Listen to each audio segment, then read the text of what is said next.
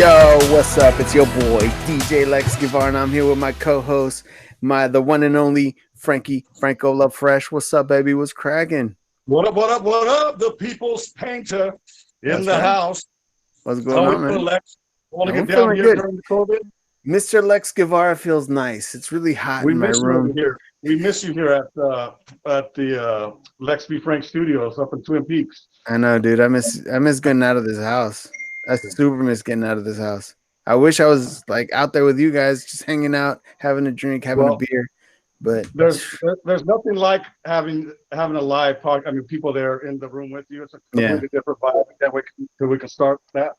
But we got to do with this now, and so we got to keep it moving. And with that, I would like to introduce a good friend of mine, a person that I respect and intelligent man, family man, good man. I met him at in the young days when we were at Cal in art school, and he's a math teacher now, right? You've been doing that for a long time, doing a bunch of other stuff in Long Beach, and he's also an accomplished artist. Right? And he does different type of Chicano, specifically Chicano style artwork. He's been an inspiration to me. It's been nice to watch him grow over the years, and we've been homies ever since them days, man. Yeah. So Eric, what's up? Well, hey, thanks Lex and Frank for inviting me onto your show.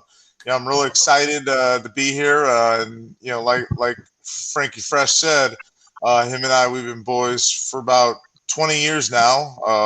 It was my sophomore year, his junior year. We met at Cal, and we had 2 art classes together, and we found out that we were both Raider fans, and we both drove a Chevy Blazer, so it was love and exciting. Well, let's take the story back. That's the bad part. That's the bad part of everything, when we first saw each other, we didn't like each other. Yeah. Because you know what? That happens with everybody. I have friends to this day that when I first met them, I didn't like him, and I was always like, "Oh, what's up with this guy?" With Eric and myself, I think it was a little bit simpler. It was like, "Who's that other Mexican?" We were like the 2 Mexicans in our department. Yeah, the only 2 Mexicans at UC Berkeley. Is that what it was? Steal my thunder over here.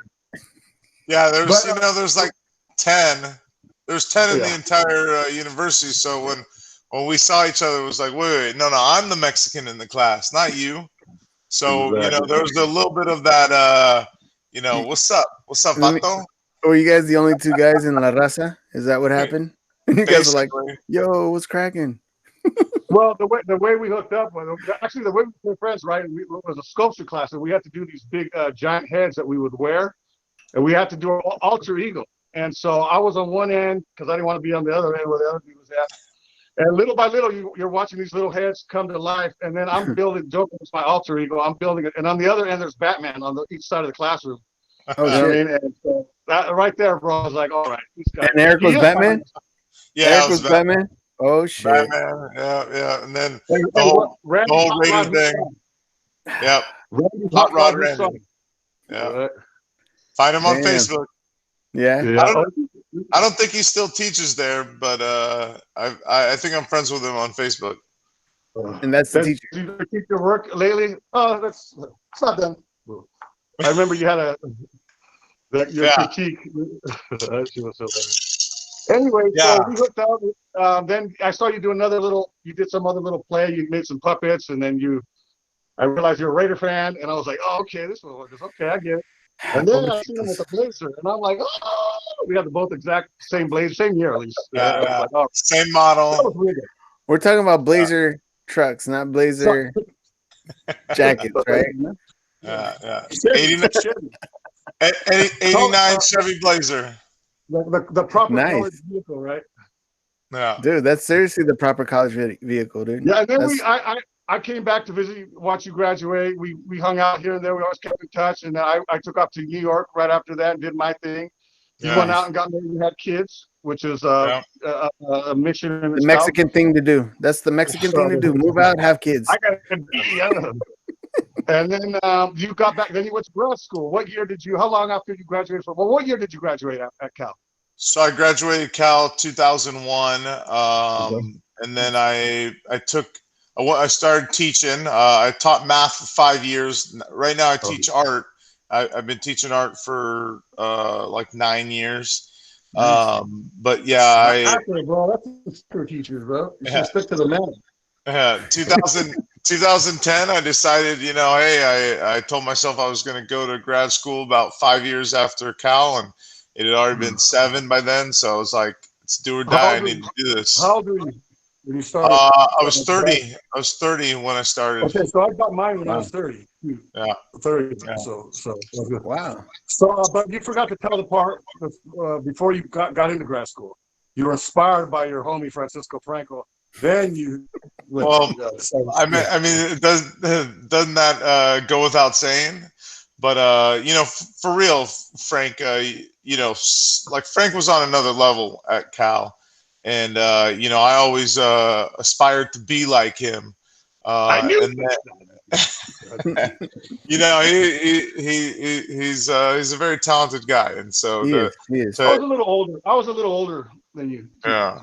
Well, I think. Well, but I do think that you also kind of got that training that early on that I was hungry for, that eventually I got at LCAD. Yeah, we had this because we were still steeped in that art school, abstract, conceptual stuff, and they're still trying to distract us from doing any kind of drawing or figurative stuff. And I was set in my ways, man. I wanted to go to that school in New York just because it was the only one at the time, and it paid off because now. Not listening to your teachers pays off sometimes. It ended up now it's everywhere. It's a trend now. Yeah, you know what I mean? So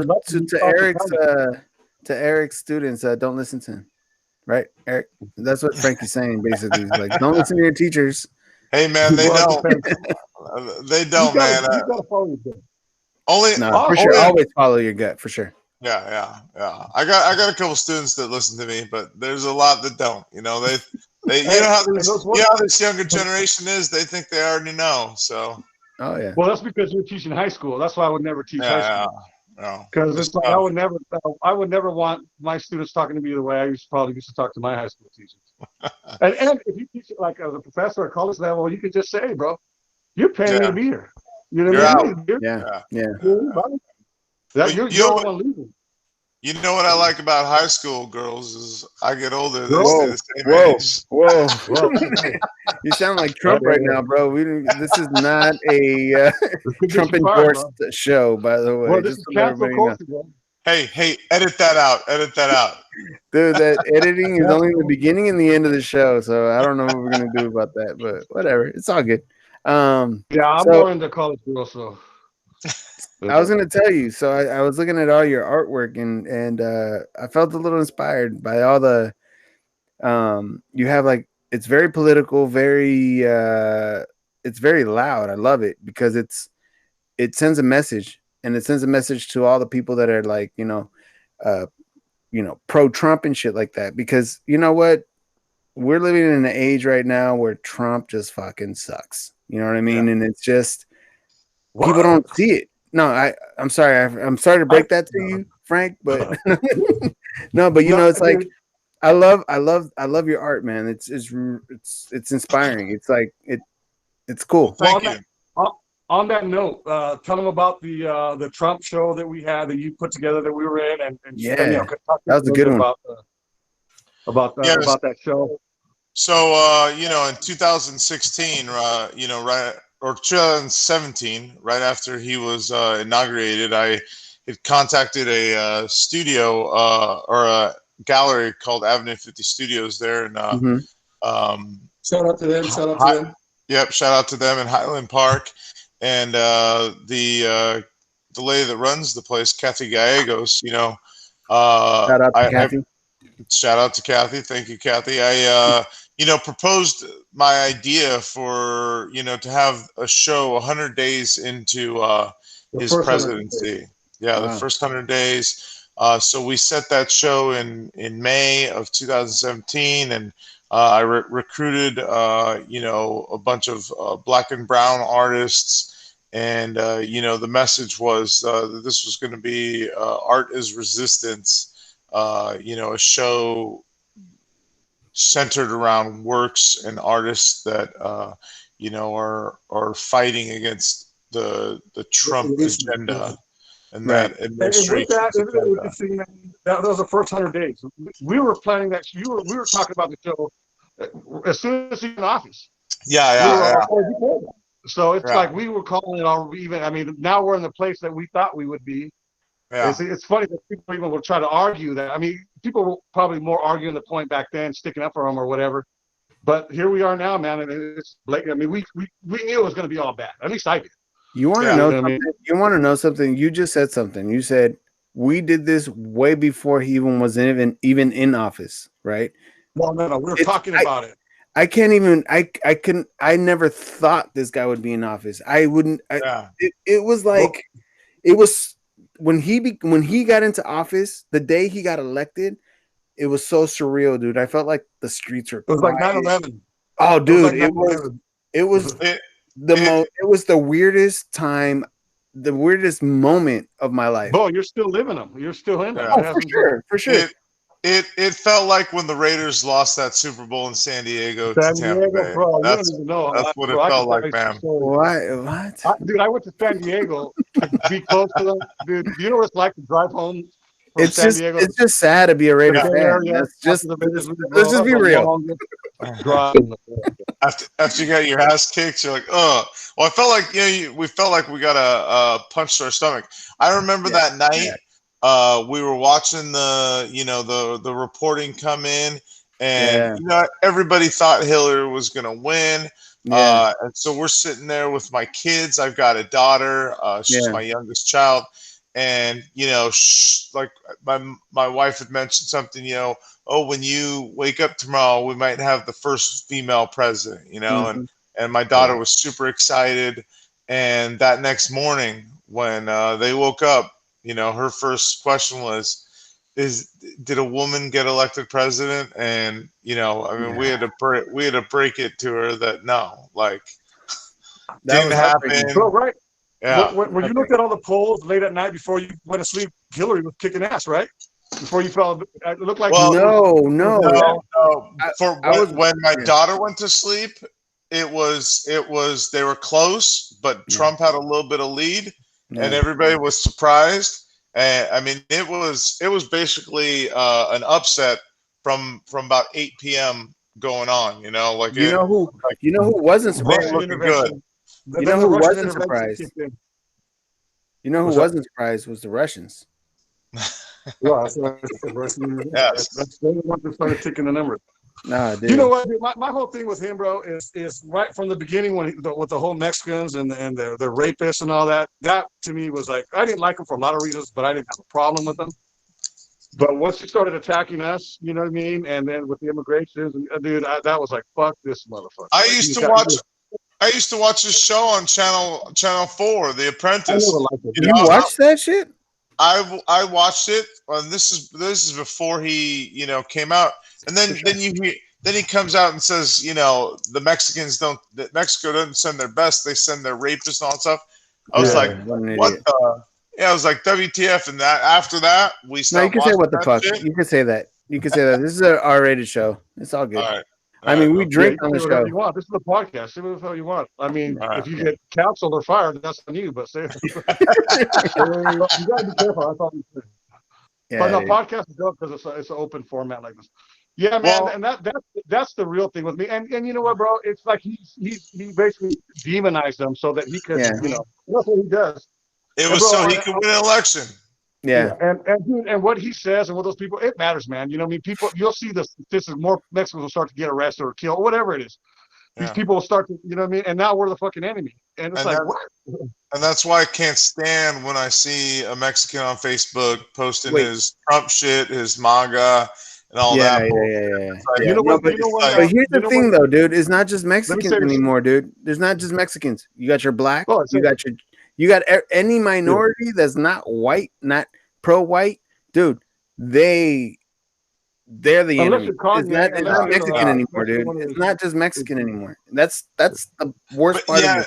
No, I know, but I just feel like he attacked like Mexicans first, and that was like that's what he based this thing on. And so how are you going to go and support this guy? It was his fucking wall. It was, and that's the reason why he attacked the Mexicans. Yeah, and by the way, there's only 3 miles of that wall have been built. Fucking puto. Have you seen the video where the hurricane comes in? Have you seen the video where the hurricane comes in and blows that? Yeah. Dude, I watched that thing so many times. It's like a relaxing video to watch. Wait, there was a video of the wall getting blown over? Yeah, when this latest hurricane kicked in, it blew down a big section of these walls, dude. They just fell like nothing. The wind, bro, the wind. And then my uncles and nephews and cousins all run over, or what happened? There's something really beautiful about that whole thing. That is amazing. God is great. Poetic justice. Poetic justice. That's what you call what do you call it? Intervention, divine intervention. Bro. Yeah. Straight. So anyways, we had this show. We put this little show together, and you know, it was a huge success. We got NPR to come out and interview me, and they covered the show. It was packed. I ended up buying a pinata of Trump, and we had everybody like we posted it. We let them. No, I think that was my idea. No, I remember. I go, you gotta fill it up with bullet shells or something. And then you go, what are you, some kind of conceptual artist? And then I was like, all right. And then when I saw it, I was like, dude, smart man. Frankie. We're interviewing Eric right now. Let's give the credit to Eric. Come on, baby. I can't be Eric. That's just like Frank, always trying to take the credit, man. Frankie. So we call it like it is, homie.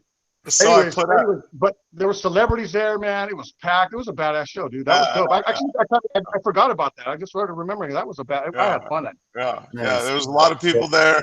We ended up beating the crap out of that piñata, man. Everybody cheered when that thing broke. The little kid, what was in it? I want to know what was in that piñata. I put candy, man. Yeah. What kind of candy? Was it Mexican candy or not Mexican candy? I'm not a fan of Mexican candy, so I put some nice chocolate Hershey's. Nice chocolate American candy. American candy. You should have filled it with Goya candies or something. That would have been funny, dude. Goya. You like Goya But candy. You know what, man? Hopefully if this motherfucker gets out of office, man, you know, I think it really woke up a lot of people, man. If there's a silver lining to this. I mean, I've definitely become more aware now and because of this kind of shit. And hopefully we come out smart because he's exposing. That is, if you look at, he's exposing what we know. I think brown people, immigrants, we understand that this country's great. We've always kind of, we just comes with the territory. We just doing our thing here. But you would hear, racism doesn't exist, blah blah blah.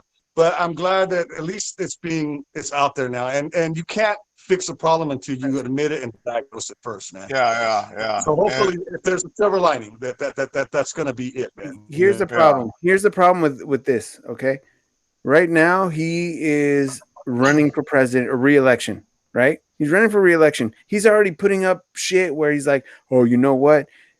People are gonna have to vote through the mail, and that's not gonna work. That guy will do anything because he knows he's gonna lose. Dude. So if he loses, this is what's gonna happen. He loses. He's gonna resist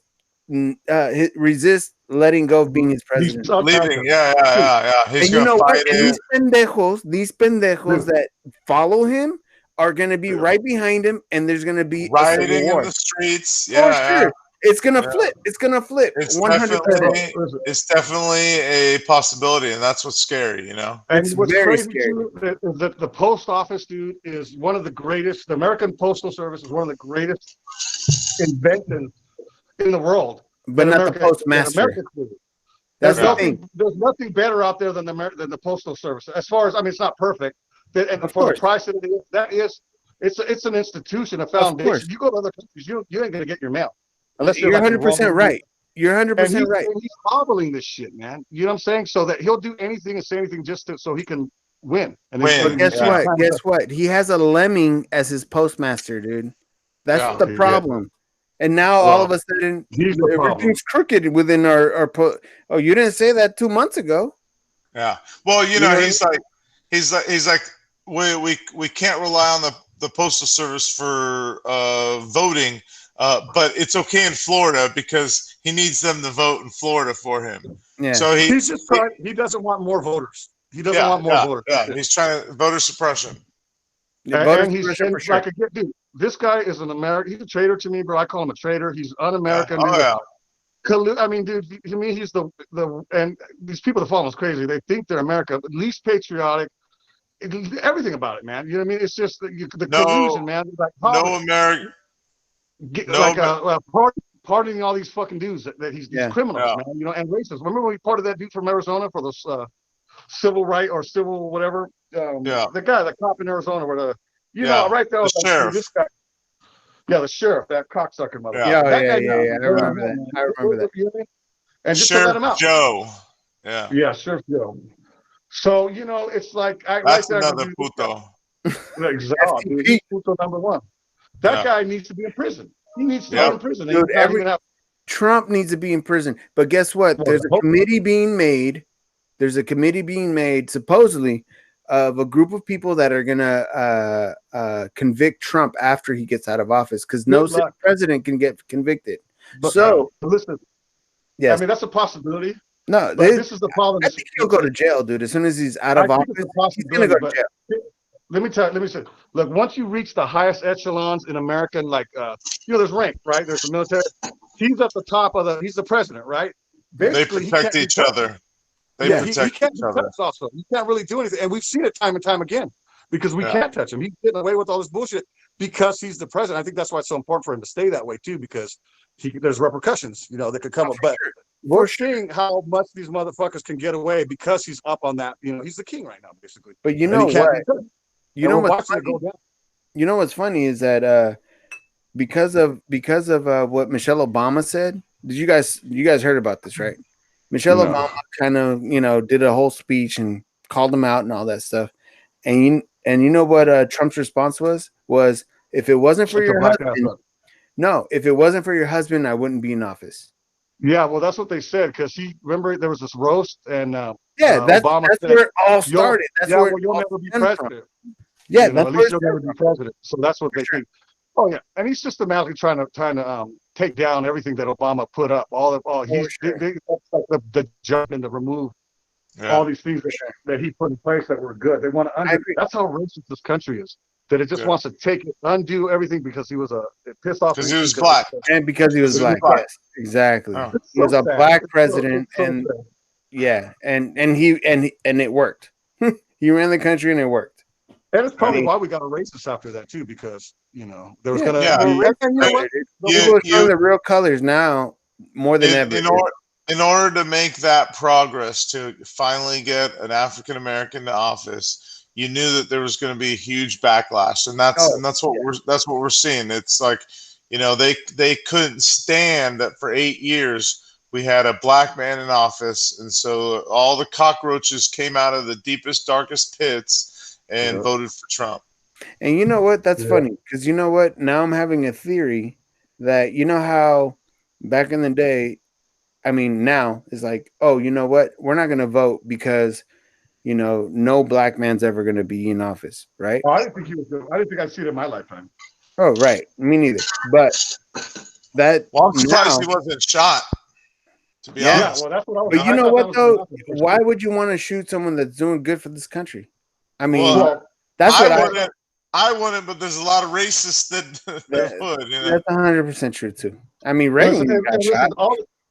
All this garbage people that follow Trump, there's deplorables or whatever that love him, and they're idiots. Most of them, they're trash. A lot of these people, it makes them feel good to at least be better than black people in their minds. Yeah. So they'd rather drive this country into the ground and feel superior to these black people because it justifies all their mentalities and the way they live their lives. And you know what that brings up? You know what? That's called colorism. It's not racism. It's colorism. Well, it's racism. It's right. White supremacy. But we have colorism in our own countries. Oh, in Mexico, in Mexico, if you're dark, you're not considered to be elite. But if you're white, oh my God, he has blue eyes. Oh, we're Spanish. We're not. No somos indios. You know what I mean? And they rule the countries. And they rule the countries. Exactly. Yeah. In Mexico, I get treated differently. You know what I mean? But I'm not. Like a white boy. I get treated with respect when I'm out in Mexico. Oh, okay. You know why? And you know why? Because I speak Spanish and I'm light skinned. And everybody's like, oh my God, he's light Mexican. And it's like, no, wait, whoa. I have cousins and I have nephews that are dark, but whatever, dude. I'm gonna tell you guys a sad story. I'm gonna tell you a sad story. My own father, being from Mexico, I was born, dark, super dark. My grandfather's Native American, here native in California, and my dad looked at me different because I was darker, because I was more like my mother's side. You know what I mean? And my brother was lighter, and there was a different type of dynamic that just because I was born. I love being the color I am. I don't give a fuck. Of course, you gotta love yourself. But here's the thing: exactly why I said it's not racism; it's colorism. Frank, do you think that's colorism, not racism? Frank, do you think it also could have been because you were uglier than your brother too? Yeah, it could have been part of that little ugly little brown turd or whatever it is. But it's funny. See, my dad's funny, man. So my dad's, he says stuff like, he goes back and everybody wants to be Indian now. He's talking about people in Mexico. They're all natives. He goes, well, when I was growing up, you were embarrassed to be an Indian. He goes, it was like an embarrassment to be an Indian. They call it Indio. They hate that shit. And my dad saw that shift. He goes, when I was growing up, people were embarrassed. You were embarrassed to be to be an Indian. That's something you did not want to be. You know what I mean? Yeah. But things are coming back around again. White supremacy is being exposed more and more. If there's anything about Trump's presidency, is that now the racist and the people that were hiding are now coming out and showing their truth. They're out. You got your fucking Karens and your Kens or whatever the fuck we call them. Kevins. They're out there. The Kevins, whatever. My bad. Karens and Kevins and whatever. They're coming out. Dude. They're emboldened. Man. Yeah. They're like, what the fuck, dude? So hey, real quick, I wanted to change gears because I wanted to speak to something that Alex had mentioned, and it brings up a relevant point and a story that Frankie and I have together. You mentioned that you liked my work because it was loud, and I take that as a compliment because it is like my work. I want it to be. Yeah, I want it to be loud. I want it to be in your face. Mm-hmm. With my artist statement, mm-hmm. I list all the artists that that have influenced me. And when I was going through that list, I was thinking, I'm like, there's one artist on this list that's not a painter that I'm not mentioning, but is probably more of an influence than any of these fucking painters. Mm-hmm. And that's my homeboy Zach De La Rocha from Rage Against the Machine, and like that band. If that band was never formed, I would not be a painter. Yes. Right? And his father was a famous Chicano muralist. Yeah. He's from the Bay Area, right? Yeah, it was from Los Four. No, they're from Los Angeles. Los Angeles. He's part of Los Four, and his dad was a badass Chicano painter, and if it wasn't for that band, I would not be a painter. And when you look at one of my paintings, I want it to hit you in the face like fucking Killing in the Name Of does when that comes onto the speakers, By the way, so let me just say one quick thing about this. So we start the show with the Rage Against the Machine. Shit, I can't even remember the song right now. What is it? My Idea. I don't remember it being yours. All right. Hey, don't you know everything's Frank's idea? Isn't it? Yeah. But you know what stuck out? It was that line that stuck out to me. It was how's that line? The main line. Kill that wax. It goes the Guerrilla Radio.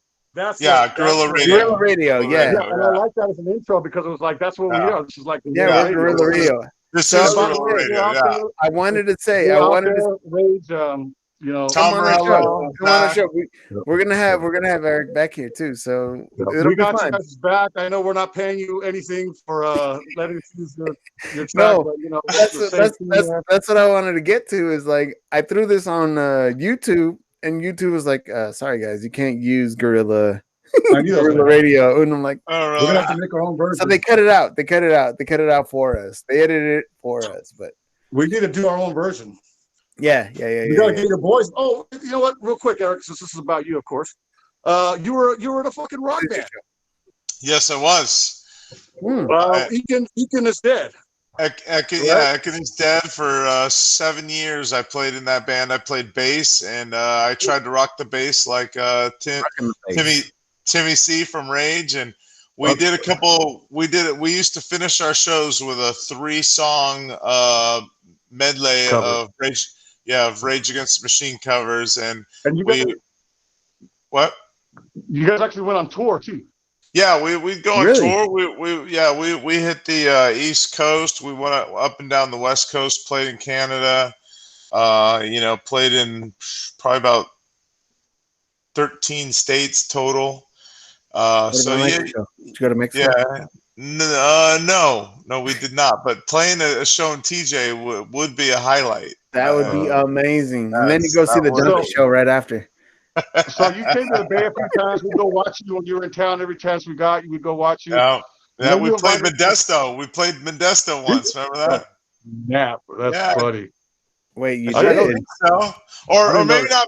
Maybe not. You came. Maybe it wasn't Modesto. It was what do you call it? But it was East Livermore. Yeah, that's it. East Bay. Yeah. East Bay. Yeah. Pretty much Modesto. Yeah, you got to go. Once you go over the hill, you're good. But you're right there. Another thing. So you invited us to a show in LA. We went to go see you, and that was the baddest, one of the dopest. Like LA, I was like, oh, these guys made it, dude. That one was one of the best shows. That was with the original band Ekin. Yeah, we had VIP treatment at that club. That's what's up. Yeah, man. That night we felt like rock stars because the way they treat us and the way the set was. Yeah. Well, I remember, because for Mexican, I'm kind of tall for Mexican. I remember not being able to see over people's heads, thinking like, I was like, people in LA are taller, man. I was like, I was thinking of my friend, I was like, JJ and Danny. I go, now I know how you guys feel. It was weird. That's called heightism. It's called heightism. Rock chicks over there. That was off the hook, man. It was like classic. I mean, from what it was dope. Yeah. So I gave that up. Yeah, I gave it up. I gave it up to have a kid and to go to grad school. Right. Mexican drink without the grad school. Yeah. Right. Okay, so after this Trump show, so one of the things I was telling Lex is that you've inspired me to like be more about, more of a Chicano. Like I don't know if you remember, I even asked you, I go, I had this thing about, should I call myself a Chicano artist or not? Yeah. And it's not because if I'm going to claim something, I have to know what I'm going to claim. I have to understand it. And I went to you, and you had done some reading, you had done some writing and research. So I came to you, and I was like, "What's your take?" And the way you explained to it, and I go, "That's it. I'm a Chicano artist. I'm going to wear that as a badge of honor." And I have ever since. I think the same thing with Sergio Terran. Same thing. Yeah. He says. Yeah. He goes. Eric makes me want to be Chicano. He makes me prouder to be a Chicano. Sorry. Yeah, because I remember talking with Sergio, and he was like, this is just the work I make. He's like, I don't really consider myself Chicano, but he's like, but you are. He understands that the work is Chicano, and like my whole, because I was writing my thesis at the time, and trying to build a body of work and try to figure out what it's about.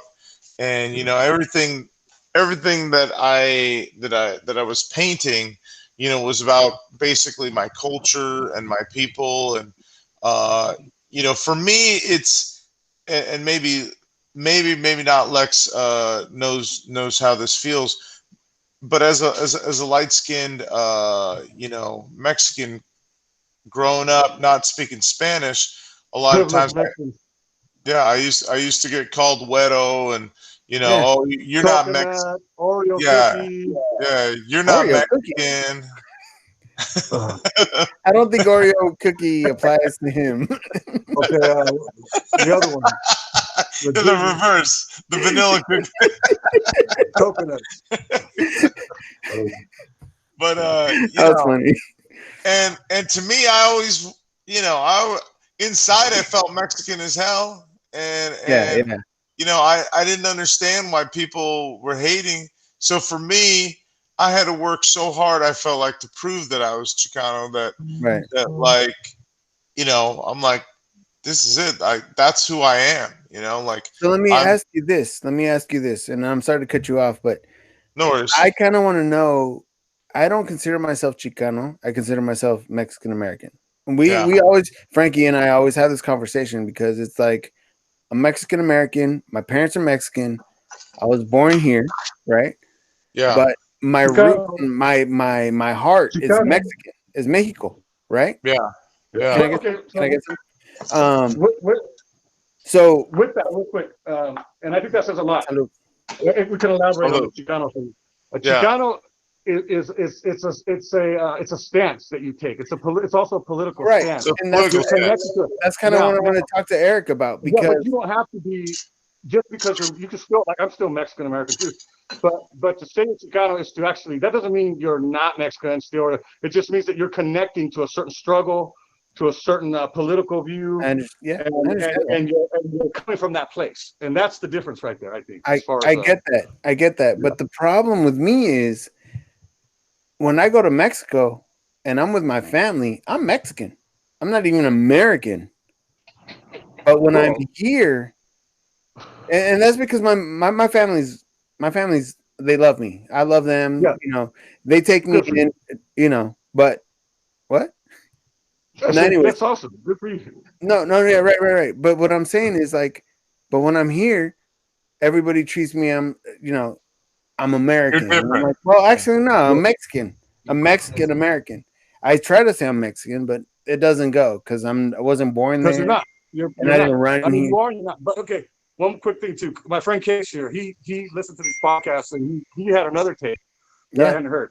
Bring him in. He was locked up, and there were some, Mexican dudes there, Mexican American dudes, and they told him, dude, you're not a Chicano. You're Mexican, bro. Yeah. You're Mexicano. That's how I feel. There's nothing else. That's the way they see it. Like, you're just Mexicano, bro. It's not because you're born here. You're a Mexican. And that made sense to me too. I thought that was an interesting take too. You're not even American. And there's some truth to that because we don't necessarily get treated equally. But here's the thing. America we're North American. If you notice, This used to be Mexico. Mexico's North American. This used to be Mexico. Yeah. No, even till this day, Mexico is North America. It's our land. That's what people think. This is our land. But Mexico is North American because we're in North America. It's America. It's still America. I hear you. Yeah. No, we're North American. But we're North America too. That's what I mean. We're all. So then, what the fuck? Like, why am I always treated differently? Because I'm Mexican, but I'm American. I was born here. I was born here a week after my mom got here from Mexico. She ran over. I don't know if she ran here or But again, bro, you know what? This is all bullshit labels too. Because in the end, it is a label. It is a label. But it's not like that. These lines and labels have been imposed on us. For the most part. But the same thing too with me. I mean, one of the reasons I connected with Chicanos because I knew I wasn't American enough, but I knew I also wasn't Mexican enough. My Spanish wasn't perfect. I get that. I've gotten that too. I've gotten that too. And all kinds of stuff too. Today I got called out, and I was walking on the street with my wife and kid, and we were walking towards Safeway, and I had my this shirt. It was a weird shirt. Anyways, whatever. But this guy kept looking at me. He's like, "Look at that guy. He thinks he's Latino." And I'm like, "What the hell, man? I am. What the fuck? Yeah. I was like, "¿Qué onda, cabrón?" And then he was like, "All right, cool." Yeah. Well, whatever. So I want to take your take. I want to know what you think about that. So So I can finally answer the question. Will Frankie stop talking Maybe. long enough so I can answer the question? Called, real quick, this is the LeX Be Frank show. Nothing. No, but we got to interview Eric with Eric. Keep on, Eric. Sorry, my bad. I'm just messing with you, Frank. I'm just messing with you, right? So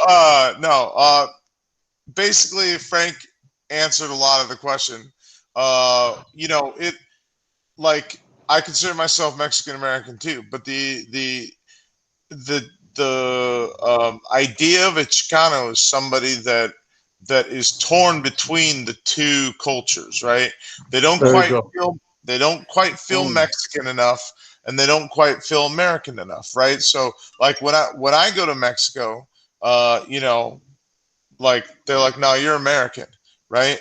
But when most of the times when I go at school, like they're like, well, you're not quite white, but you know, we don't know what you are, you know, and because you're not white, you're not with us.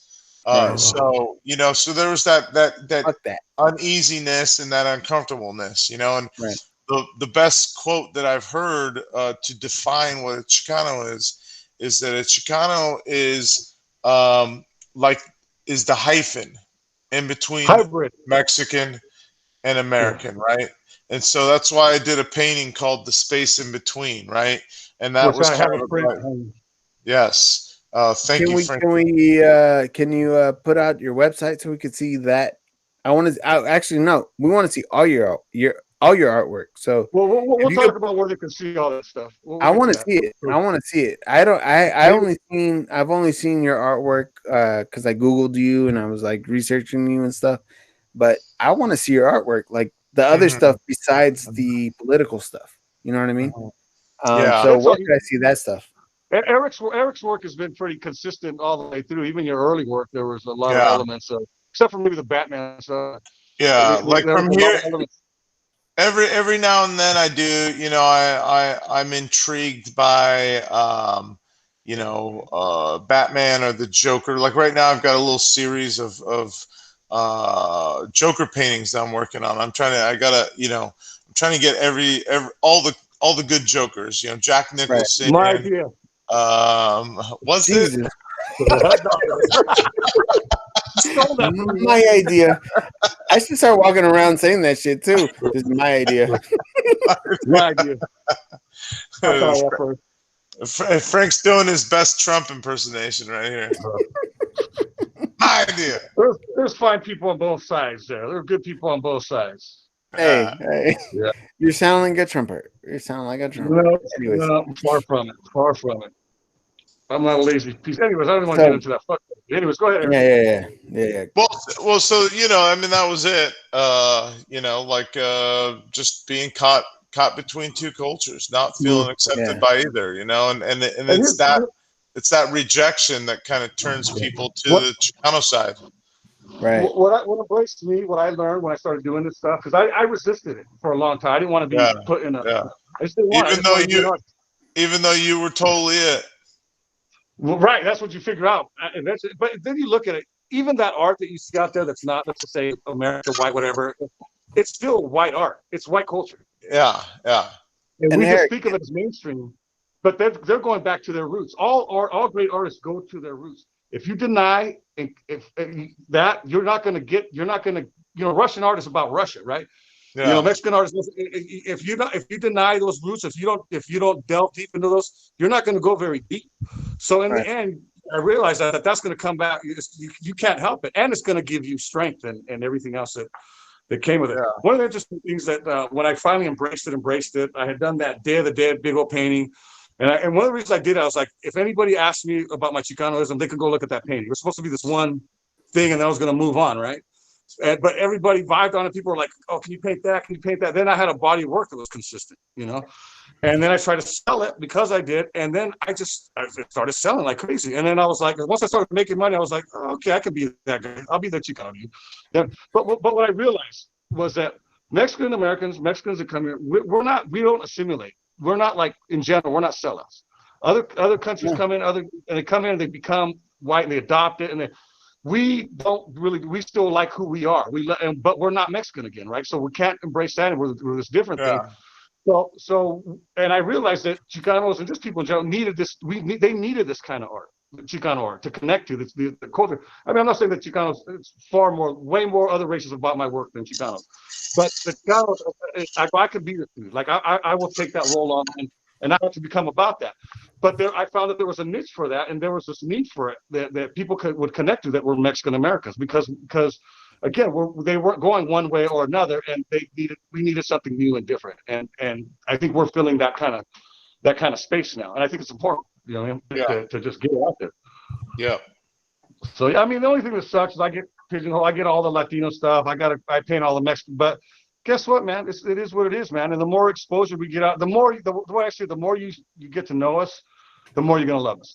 You can't help to love our culture and who we are. And so it's like a job to go. It's not like I'm not necessarily political all the time, but just putting a Mexican face on a wall is a statement, because it's not the other things.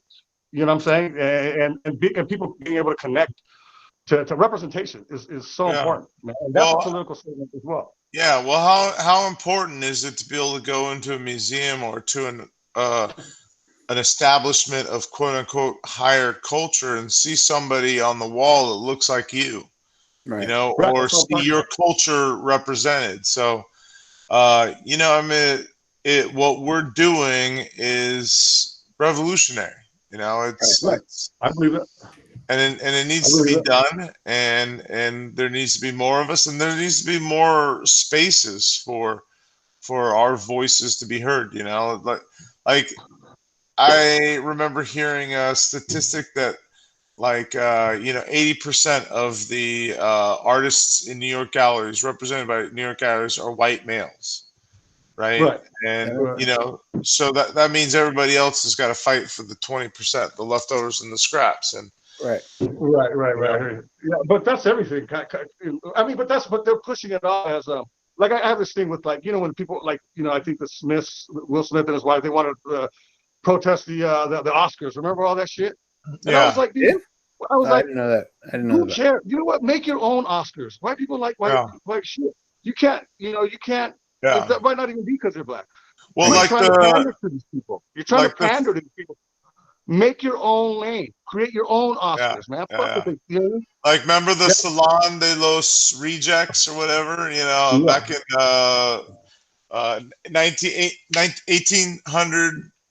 19th century France. There was like the National Salon, and they kept on denying the Impressionists, like Cezanne and all these guys. So they got together and they put on their own show, and they called it the Salon de los.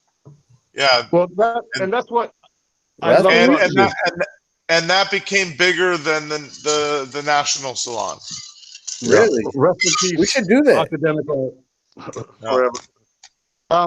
You know, thank God for people like Cheech Marin, man, collecting. Like, that was another thing. He was trying to get into museums and stuff, get his work into his collection. Nobody would take it. And I was like, wait. Cheech Marin is an artist? He opened his own museum. No, he's an art collector. He's got the largest collection. Okay. I thought he was an artist. I was like, exactly, bro. Exactly. Quit trying to pander to these guys. It's not even who you are anyways. Do it yourself. Do it yourself. And that's what we got to be. That's what Frida Kahlo did too, if you think about it. And you know what, dude? Those people don't owe you anything. They don't owe you to put you up on there. They don't owe you nothing. You got to create Frida. You made it. You deserve it. You earned it. No, so Frida Kahlo was exactly what you're just saying right now. She did her own thing, and she did it amazingly. Yeah. Hers was a little different because it wasn't a group; it was a movement. No, but it was more of herself, though. Yes. Yeah. Even Diego Rivera would say that, you know, he can't paint like her. That her work is he saw the genius in it. Oh my God! I mean, there's artists like Van Gogh was a lot like her. People who could really. The emotion. Their inner pain and their inner role. They were good. You could see her pain, dude. That was amazing. Diego didn't have it. No, of course not. Of course not. Yeah. I look at you guys like as a hybrid, bro. Hybrid stuff. Like, we are hybrids. We're the Mexican Americans. We're two different things. But why do we have to be a hybrid, though? That's my point. I mean, it might be the wrong word, but it's kind of like, I think about it, just like a meshing of things. You know what I mean? Well, yeah, like a blend. But you know what? When I go watch the World Cup, you think I'm rooting for the U.S.? No, I'm rooting for Mexico. Why? Because in my heart, I'm Mexican, and that's just the way just I've like grown up. Just Like boxing, I'm always gonna root for the Mexican. Man. I'm gonna go for the Mexican every time. I don't care. Every single time. Every single time. But Lex, at the same time, you root for those gay ass 49ers, so. Hey, there's more Mexicans. Well, there was more Mexicans on the Niners than there was on the Raiders. So, hey, what's I gotta say? Eric, That's true. Sorry, Eric. 100%. 100%. Real quick. Eric, I'll let you. Eric, no. There's been 3 Mexicans on the Niners. Just letting you guys know. Are you trying to say Joey Bosa's one of them, or Nick Bosa? He's actually a Trumper, so no. So who are the Mexicans? I forgot their names. Oh, okay. But I remember. Anyways, back to what we were talking about. So Eric, I've also noticed that you have Latinx. Yeah. On your website. Is it Latinx or Chicanx? Well, I have I think I have Chicanx, yes. Chicanx. Okay, so tell me more about that. I want to know more about that because I've been trying to figure out Latinx, Chicanx. We don't like the X's. Yeah, I don't like the X's. I'm Latino. I'm Mexican American. So explain to me. It should be Latin X's. I mean, it could be Latinx and Chicanx. So when I was coming out with my thesis paper, that's really when the X started coming around, and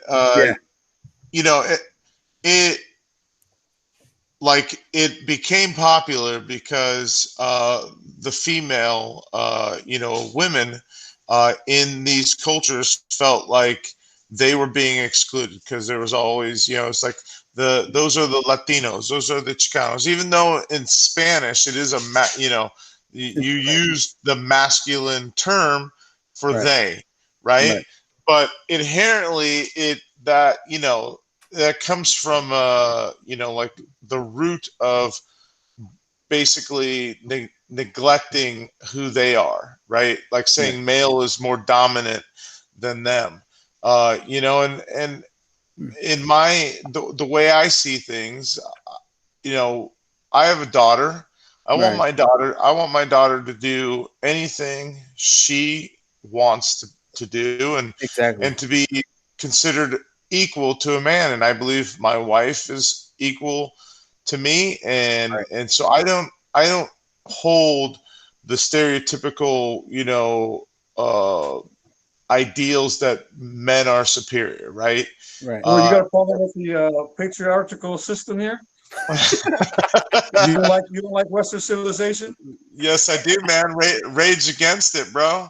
Rage against it for sure. Yeah, so I couldn't be a hypocrite. I couldn't say I felt like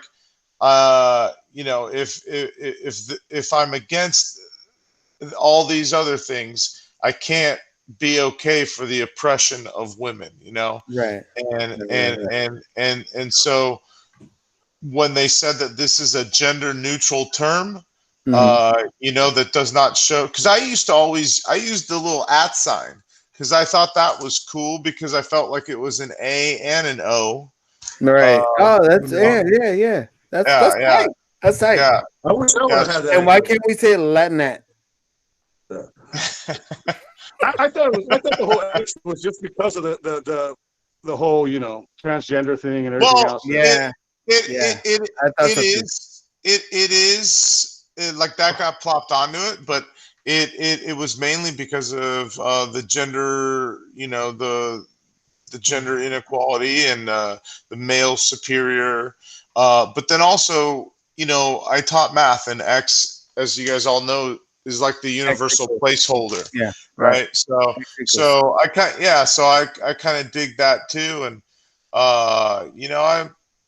I know there's people that have told me that they're not down for, they've shared their stuff, but hey, that's that's you do you. This is what I've I'm come. one of those guys. I'm one of those people. I haven't spoken to you about it. Honestly, I don't care. My whole thing was that I just don't like people telling me what I need to call it. Yeah. Well, yeah.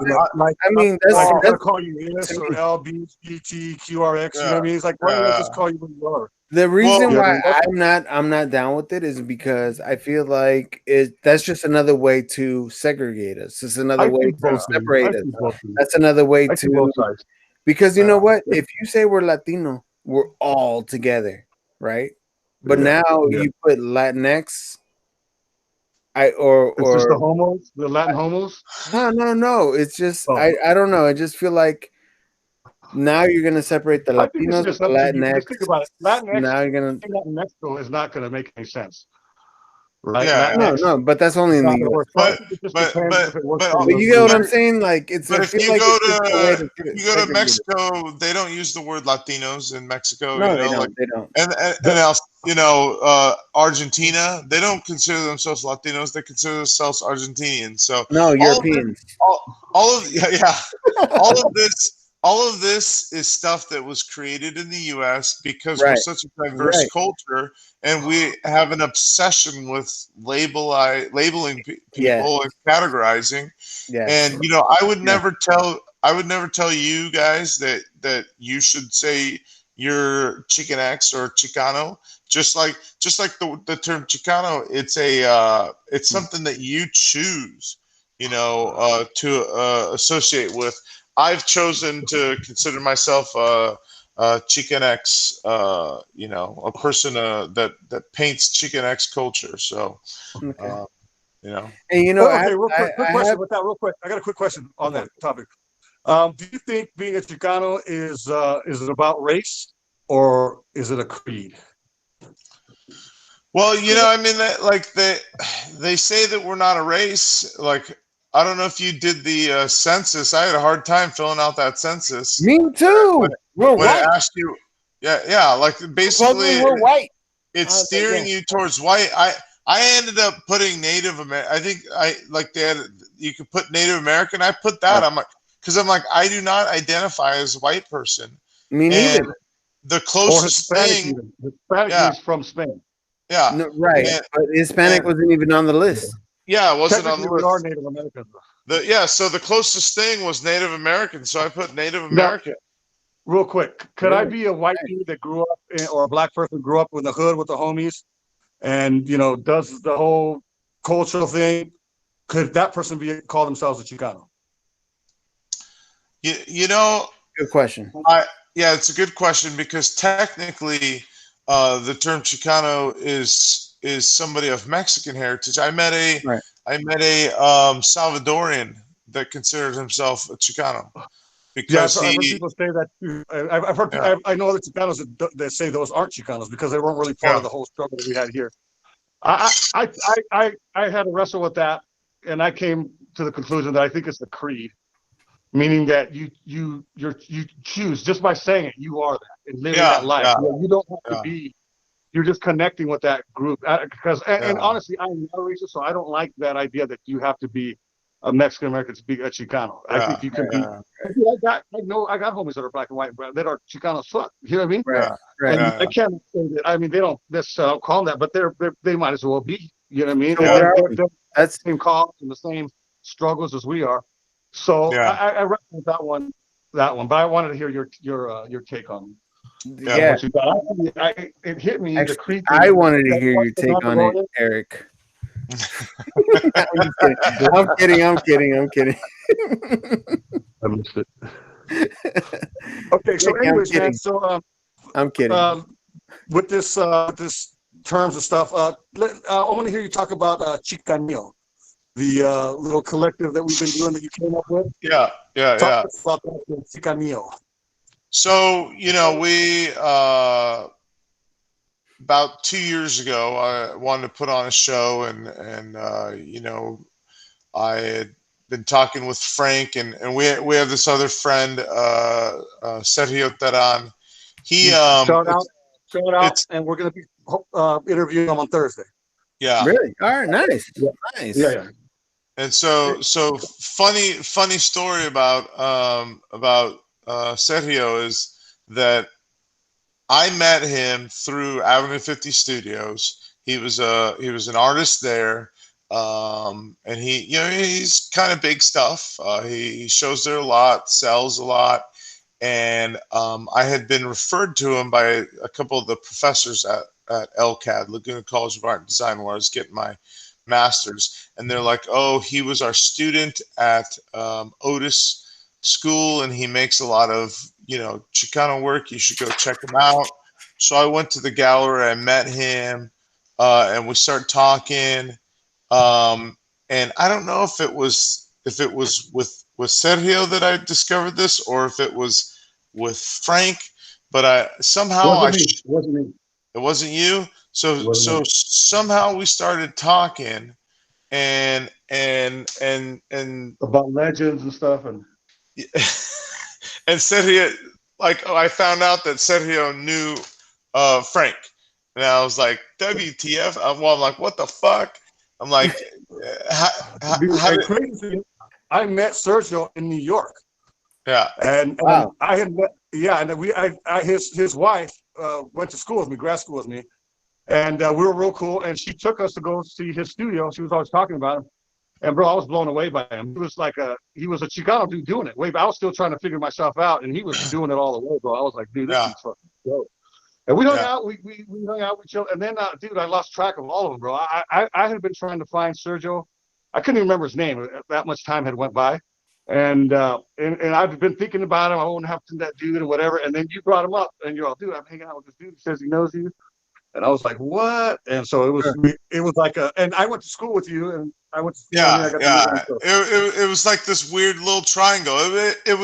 It was like the Joker and the Batman and the Chevy Blazer. It was like, meant to happen. Wow. Yeah, it was meant to happen. Like, that's awesome.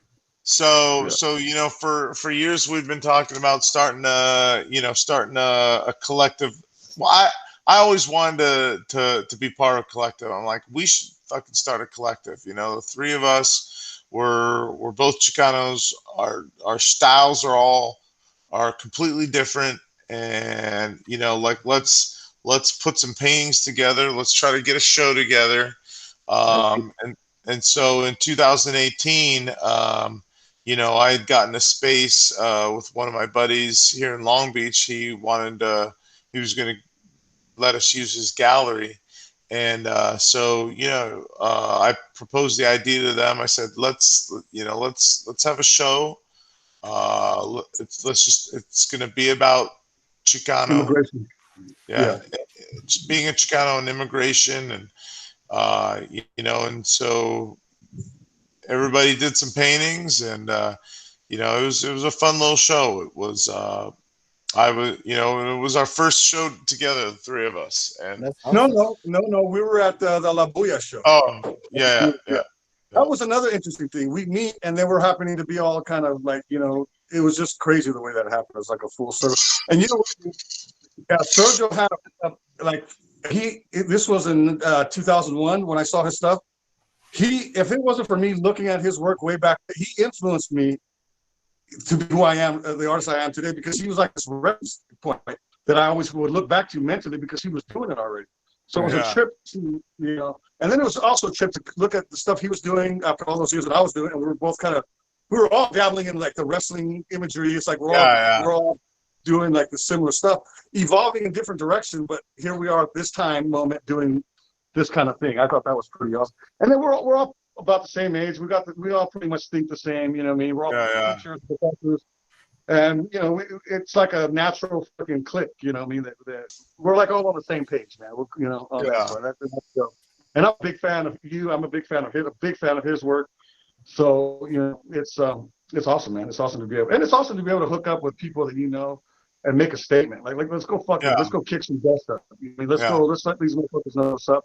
And to have like brothers like that, dude, it's fun, man. It's and to be able to make and art is a platform, man. That's the one thing that I appreciate most about art. What it's giving me like a power and a platform just by working out of my studio by myself. I can go.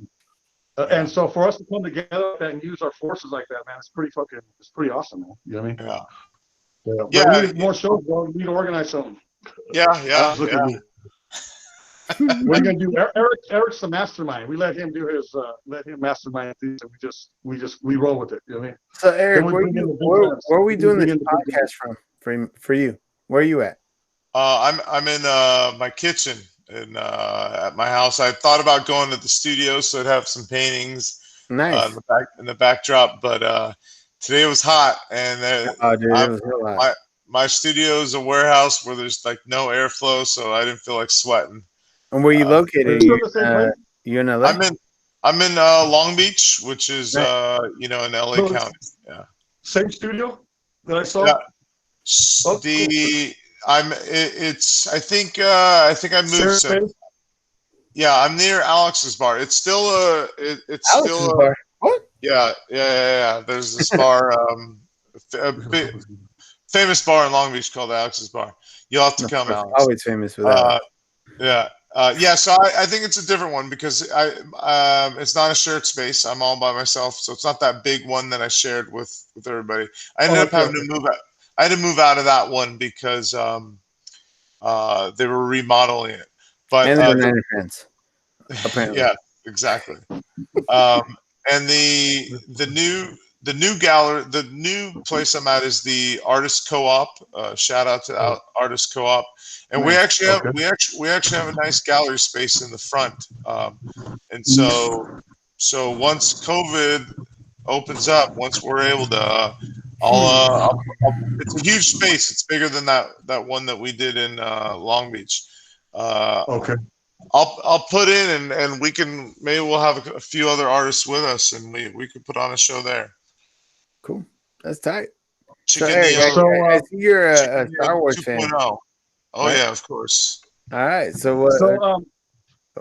We had talked about something about the Chicanillo thing, like obviously being new.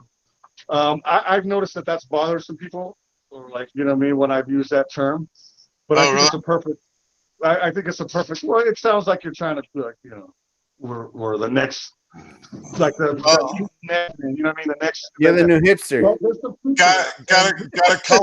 Gotta call it like we see it. You're the new hipster. That's how I see it. Like for me that name was coming out of the idea of that, like if you study Chicano art, a lot of what the Chicano aesthetic is, right? When you think Chicano art, it's in the 70s. It's based off of work from the 60s and the 70s, and it's very naive. Yeah, and so what we're trying to do with Chicanillo is trying to create our own aesthetic and just kind of say this is the new wave. Not that we're better, not that we're better. This is the progress. This is the progression of what Chicano art looks like. We're standing on the shoulders of our. Yeah, we would not be here without those guys. Yeah. It's like this thing that I've heard people. I've gotten this that you went to school, so somehow my work is jacked up or not as authentic, or whatever, which I don't believe in or whatever. But I was able to go to school and do the things because of these accomplishments and these obstacles these other people had to go before that opened the doors for myself. Now to stay in that kind of mode of working is silly, to be naive about or not to let it evolve. Now it's very powerful stuff. That's why it works. That continues in, but we're not in the 70s no more. We're not in the 80s. It's a new world that we're in, and now there's a new generation of artists that like us that are taking it to the next level. So I don't, I think it's funny when people say stupid stuff like that. You know what I mean? That it's just somehow tainted by something or whatever. Yeah. But So anyway, so it's funny because I had a Mexican artist. His name Moralista. He's a Mexican artist from Chihuahua. He's pretty dope. He's been following me for a while. He's gotten a lot better. And he wrote me and he goes, you're the next generation of Chicano art. You're like, he was just give me a breakdown. And I go, it's called Chicanillo. And I just kind of left it out. Because I was like, exactly right. So he saw it. You know what I mean? And this is someone who's outsider looking in. He's not, I don't know the guy or nothing like that. You know what I mean? And he's aware and it's got his opinion. For him to see it, I was like, dude, that was the perfect term. This whole way. And you know what? I don't agree. I mean, for me, for me, again, I don't consider myself to be Chicanillo, right? Why? No. Because Because you're not us. no, it's not that. It's just I was bred Mexican. My family's Mexican, and like I've always I'm always pushing towards Mexico, right? Right. So when you say Chicanillo, we have I think when Latino, we're using that term, we're using it Hispanic. artistically. Yeah, We're Oh, using it as an artistic. it's not okay. it, Okay, it that's where describes it describes the work. I thought you were adding something else. Where I'm like, oh shit, like there's another That word would for be it. that would be That's what I that just would got be from it. Like, wait, okay, I got you. All right, cool. So because of the Chicano X, I mean I don't right. You guys get that, right? I think all these terms are silly. I think they're just trying to PC up the world. I just feel like it's separation. I don't want to to separate myself with my family. I don't want to separate myself with my Yeah. my other cultures. You know what I mean? Yeah, but see, in the if you study art history and if you follow art and art movements, it's like you oftentimes it's the artists that have to define. You know, artists are always asked to define what their work is and what it's about and how is it, how is it relevant How is it same? to, How is it different? yeah, and how's it relevant Okay. to the time, and why is it important? And so Chicaneo is basically trying to carve out a little bit of space for three brothers from different mothers that have made artwork, and this is how we're defining it. Like we're saying that this is the With next intent. wave, the Gotcha. That's yeah, important what's too. your With the intent? intent. Yeah, yeah, Yeah. Gotcha. And I think that's what Chicano means too, as well. It's like you're choosing to connect to something, and there's a certain yeah. political view that comes with that.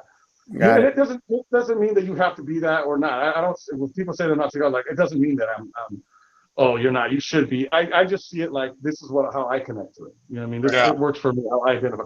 But again, I don't like being limited. I'm part of the whole human race as well. And I'm smart enough not to think that that's why I asked about the race. Like it's not. I don't want this. This isn't about being brown. It's Right. a point of view, right? It's a perspective, and I just happen to be. And the way you feel, to me, I don't like to be labeled. Like I don't like to be labeled. I don't like to be. Oh, look at that Latino over there. No, Oh, look at that Hispanic over there. yeah, Oh, look at that Latino X over there. Look at that. yeah. I'm like, what the fuck am I? Right? I mean, that's just Nobody, the way I feel. nobody does, but I mean, I think we're just realists. It's like in the art world, you're gonna get labeled, so you might as well take ownership and define what that label is, as opposed to letting someone else put that label on you. There you go. That's real smart. Let me write that down. But you know what? I don't agree with that. I don't agree with that. I feel like I'm an artist. I do graphic art. I do drawing art. I don't sell it, but at the same time, I consider myself to be Mexican. I don't want to be. I don't want to be put in a category where I'm like, okay, you're Latinx or you're Latino or you're Hispanic. I don't want to be. I'm Mexican. Why? Because my parents are Mexican.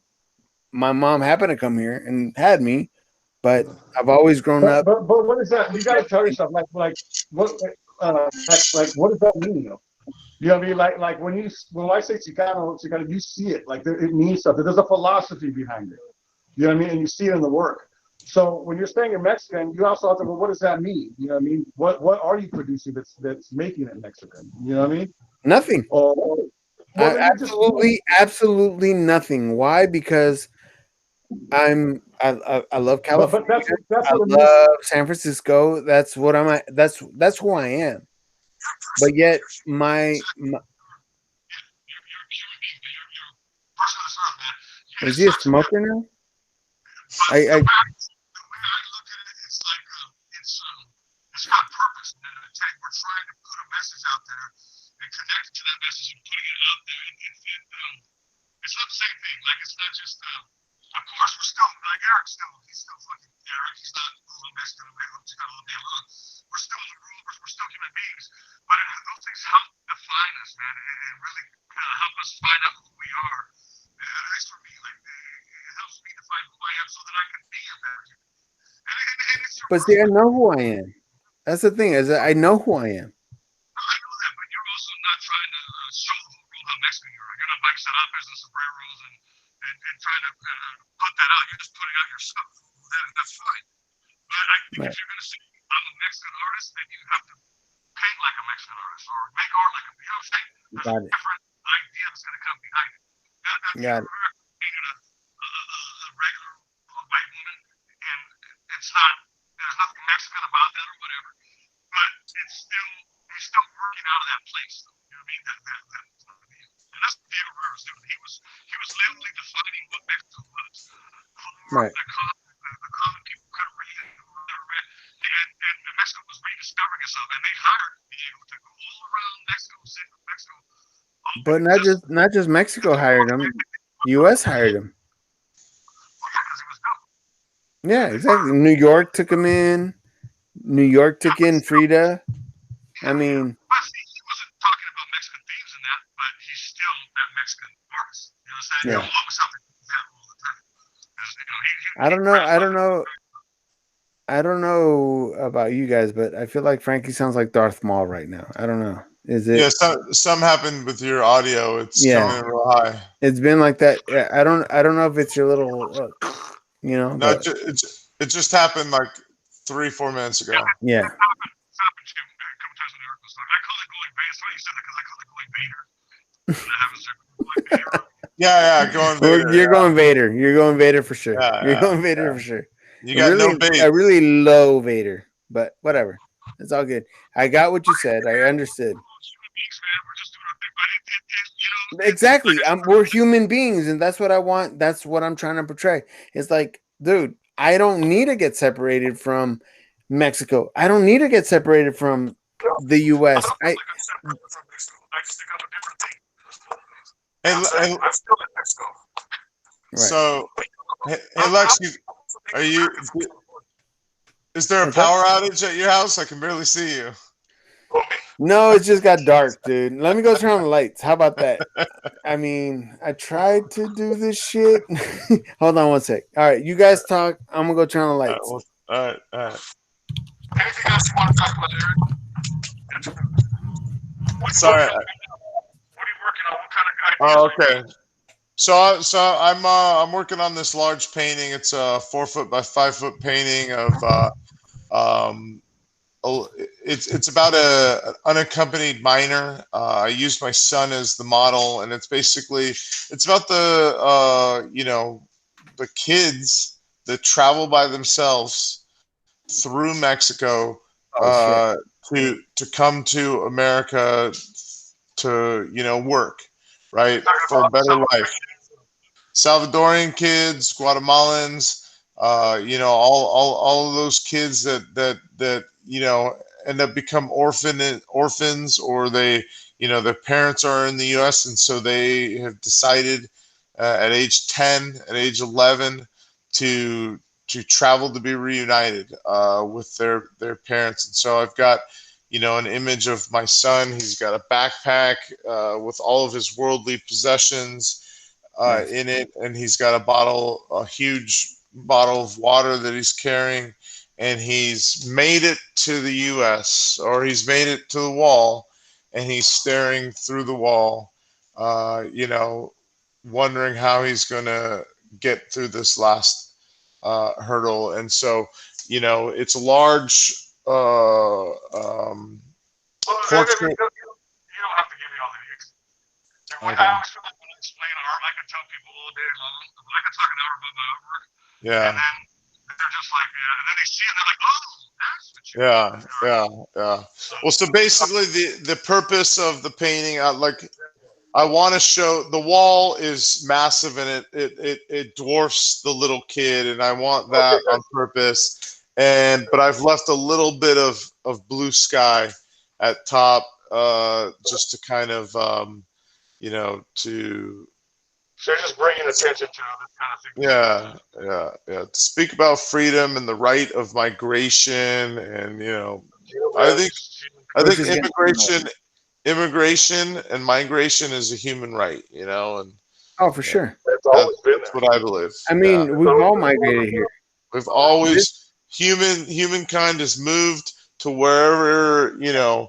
Exactly. You shouldn't have to stay where you were born, you know. If you're an educated man, of course you're gonna know that. Of course you're gonna know that. Yeah. 100%.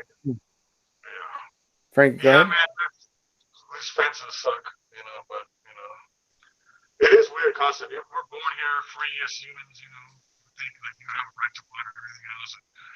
You're born into this like, wait a minute, I can't fish my own fish. I can't go. I can't. Yeah. You can't. What's the argument thing?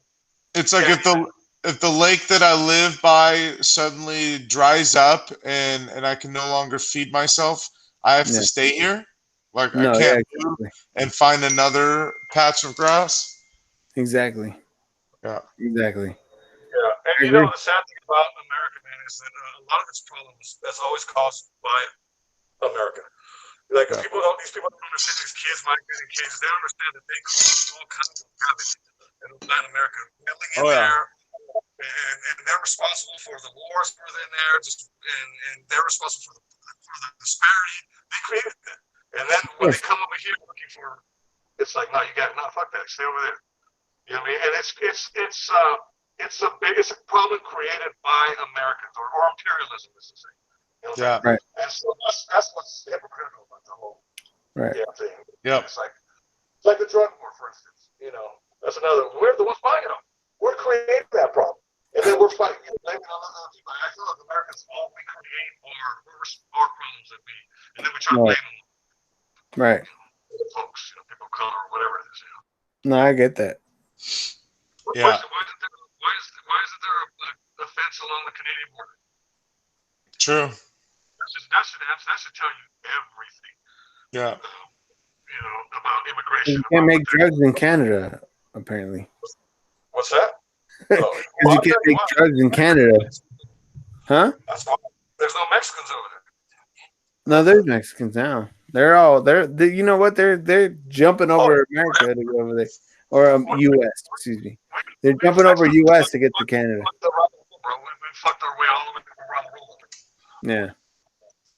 Yeah, it's funny, man. Like with California and stuff like that, I know some guys are like Hell's Angels and stuff, but they're cool Mexicans and stuff. My dad again asked this guy, I thought you guys didn't like Mexicans. What happened?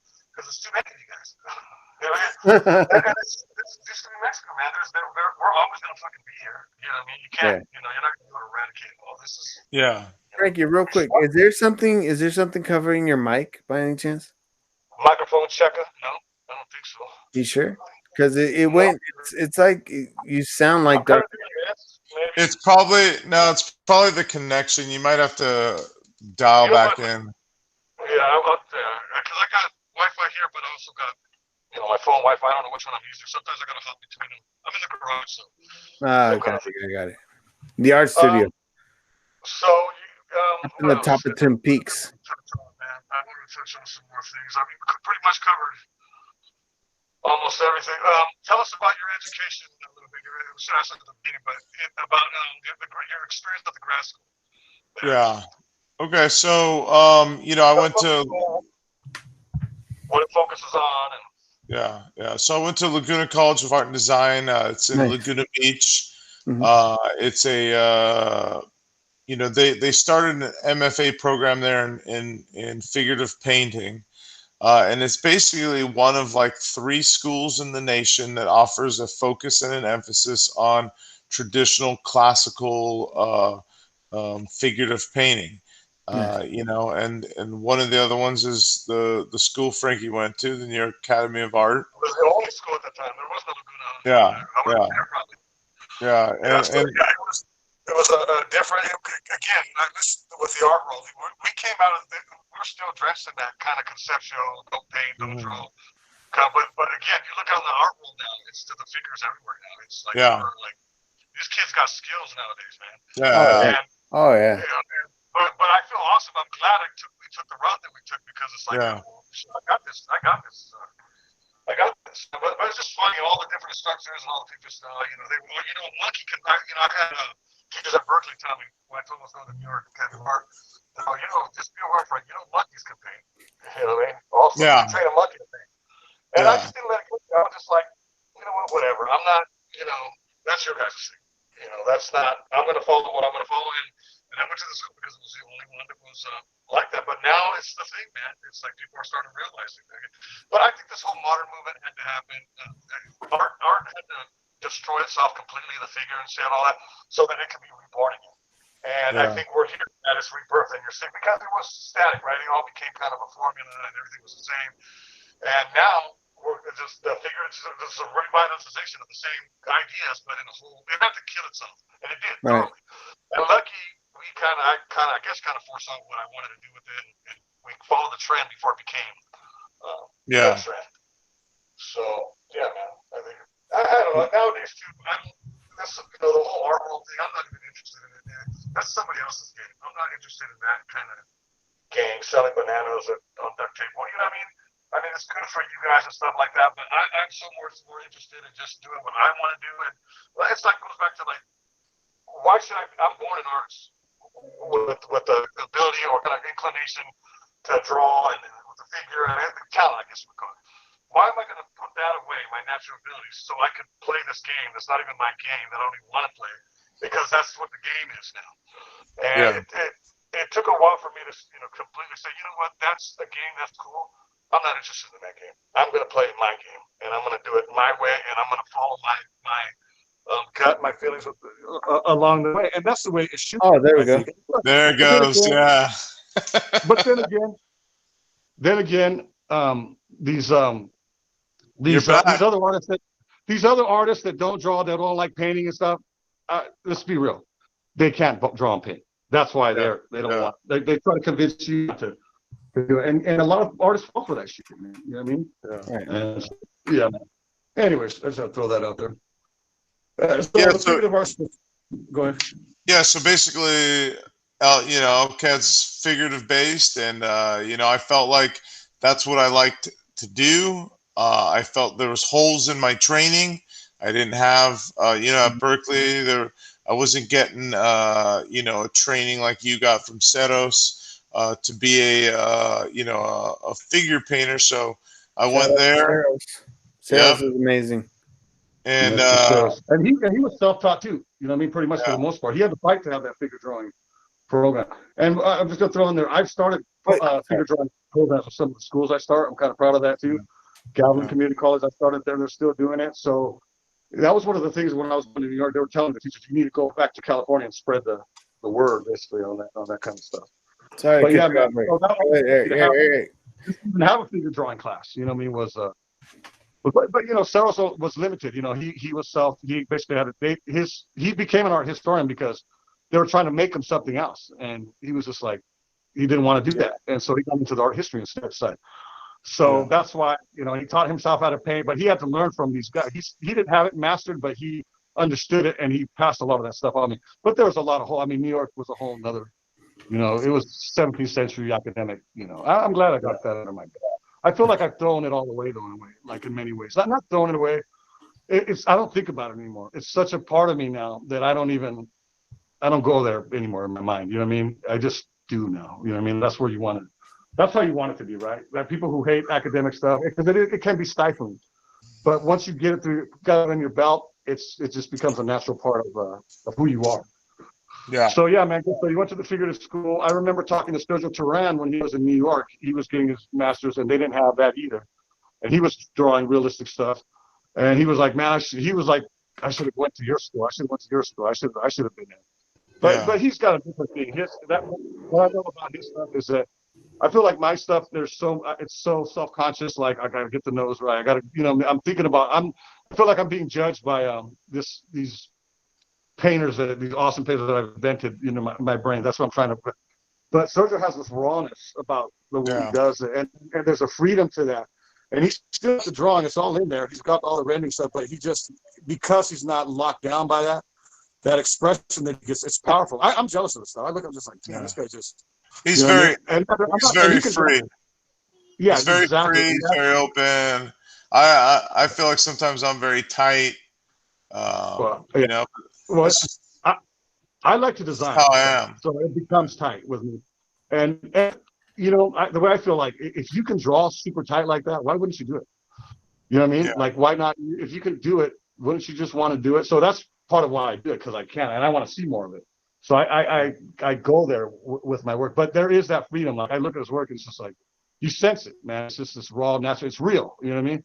And even though our shit's real, there's other little kind of influences that are kind of moving through that. But it, you know, it's the path I've chosen, and you know, it works for me. But yeah, exactly. It's he's just got that free. That's what I love about his stuff, and the language he's created, as well as the way he ties his personal life and domestic life into the things to make it more kind of epic. But he's a natural. To me, that's what the thing is. And like I said, I was trying to figure out my way in 2000 or whatever. I had no clue, and he was already doing it, you know, way back then. And even after I left, I was kind of like wanting to do what he was doing.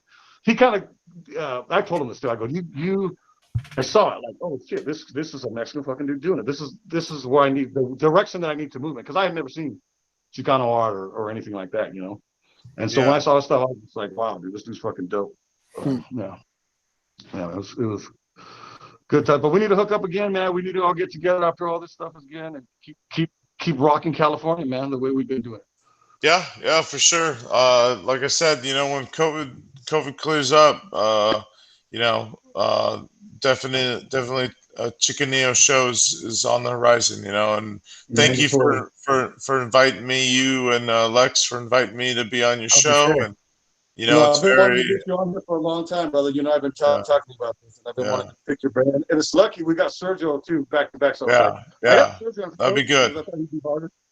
So I'm going to segue a lot of this stuff that we're here. And I've been wanting to talk about all these ideas, because a lot of these ideas have just been with us, right? Back and forth. And I wanted other people to kind of, no, and honestly, bro, after we hooked up, I think about my artwork different. I kind of changed gears, and I kind of lock in a lot more things that I wanted to do. It helped me define, just from, you know, working with you guys. It's like it's like I'm painting for you guys now. Yeah. Like I'm communicating with you guys in a lot of ways. So it's encouraging to see other people, you know, doing what you want to do, and so that kind of really it helped me. But definitely, man, it's been good. These last shows and experiences have been fucking pretty awesome, man. Yeah. As far as for me and my career has been going.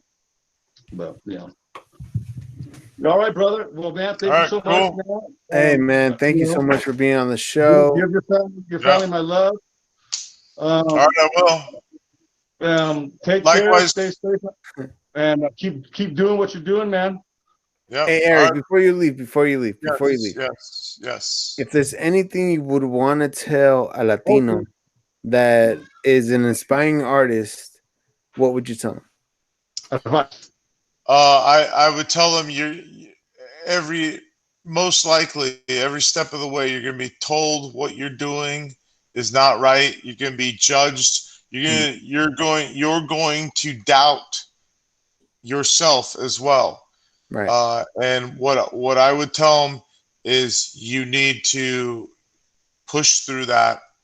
You need to take that fear. You need to take that rejection or that unacceptance, and you got to use that as fuel for the fire to push you forward. You need to keep moving forward. Yes. You will probably, and myself, I am my biggest doubter. Oh yeah. And you gotta get that shit out of your head, and you just gotta do. You gotta sit down, you gotta do the work, and the glory will come. For sure. Right. I'll tell you what Francis Ford Coppola said. He goes, he said the same thing. He was always doubting himself. If you're not doubting yourself as an artist, you're not an artist. So that anxiety, fear is part of the process. Because if you think that you got it all down, if you're that confident, then that's a bad attitude to have because things don't go. You know, it's lucky that you hit on something. Things aren't going to go the way you want them to. So that doubt, you always want to have a little bit of that in you, because it's going to make you, dot all your I's, cross all your T's, and really think stronger about what it is. But it's part of the natural process. It's going to make you want to be better, right? But again, same thing.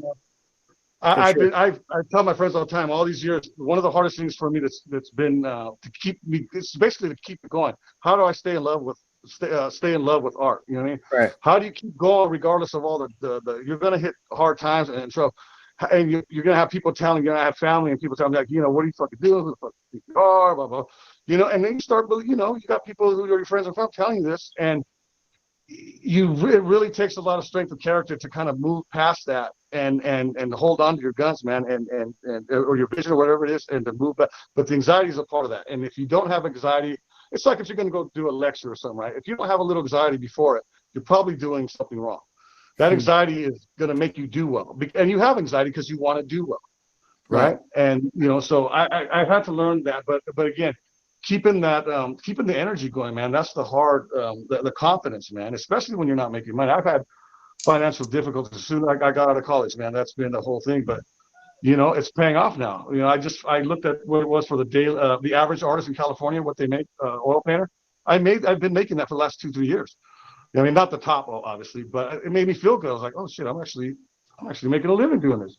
But dude, how long did that take? You know what I mean? Right. How long has that worked? You know, how much sacrifice? I mean, how just worrying about being broke and you know, all that stuff. But again, you gotta find ways, man, to keep it moving. And I wish somebody would have told me that shit. You know what I mean? A long time ago. So good shit, man. Okay, where can we find your work, brother? Let the people know. www.ericalmanza.com. Eric with a C. I also have worked on Facebook and Instagram, but definitely the website is the best place because you know that my Facebook, I don't have a separate one just for my art, you know. So you it's should. I get it done. Get a fan page. Yes, yeah, fan page. We'll promote it here at LeX Be Frank. All right, sounds good. Right on, man. Hey, we really appreciate you being on the show. This is an awesome show, and I can't wait to see more of your work, and I can't wait to go to one of your shows. All right, awesome. Especially during this whole pandemic, man. Yeah, I'll be over there for sure. Yeah, and then, like I said, thanks for inviting me. It was definitely. Thank you for coming. Yeah, it's a motivator. It's nice to kind of sit and talk around, you know, talk about art amongst friends, and yeah, like, I want to go to the studio right now, you know, and for sure. It helps structure everything when you talk to people like this. It helps you. Yeah. It gives you perspective, man. It makes you think like, oh shit, okay, these things are good. These things might not be so good, but I find that talking on podcasts really helps me get perspective. Oh, you know, because you know, life is tough, especially right now. You know what I mean? It's and us artists, the Raiders too. So whatever. We don't always get the love. All right, dog. All right, guys. Well, hey, Raiders. Thank you again. Raiders. Go Niners. We love you guys. Raiders. Peace. All right. Peace. Later, guys. See you at the next show. All right. All right. Hey.